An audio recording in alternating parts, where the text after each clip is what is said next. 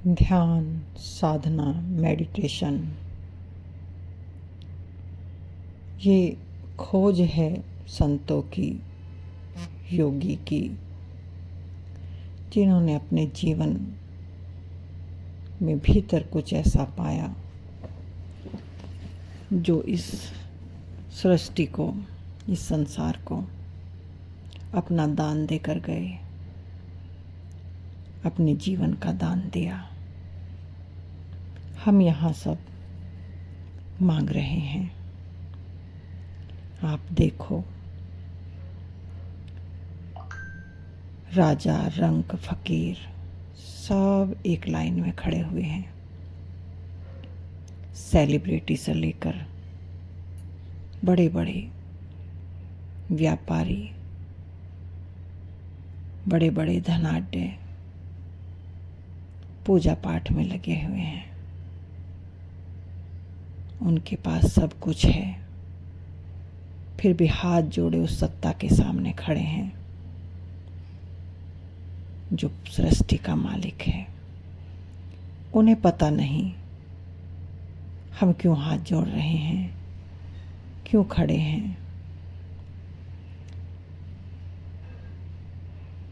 एक भीतर भय है, एक डर है मृत्यु का। भूले हुए हैं और उस भूल के कारण भीतर एक बेचैनी है, एक अशांति है, अतृप्ति है,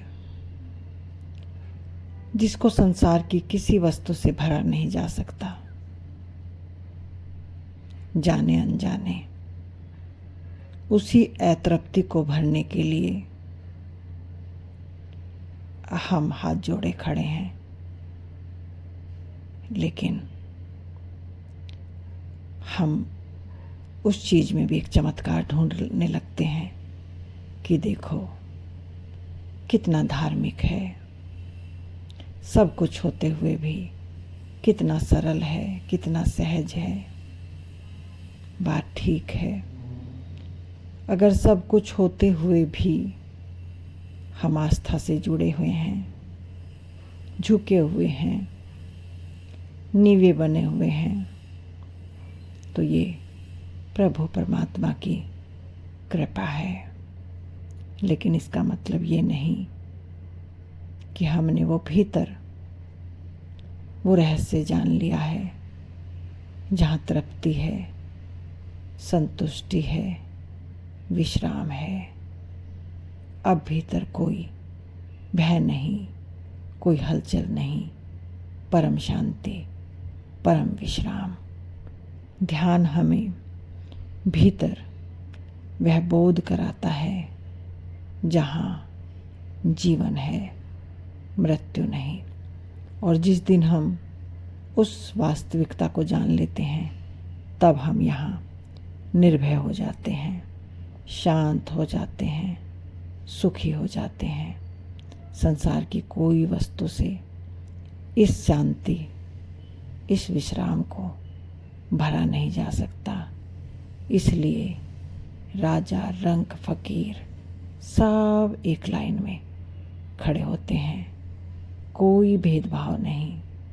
भीतर की अशांति बाहर की चीज़ों से भरी नहीं जा सकती। इसलिए संतों, बुद्ध पुरुषों ने खोज की कि तुम स्वयं को जानो, मैं कौन हूँ, कहाँ से आया हूँ और कहाँ जाऊँगा।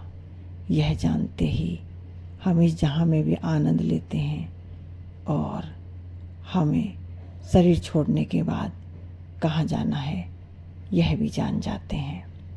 फिर कहूँगी, इन्हीं शब्दों के साथ मैं अपनी वाणी को विराम दूंगी। सबको मेरा प्रेम नमन।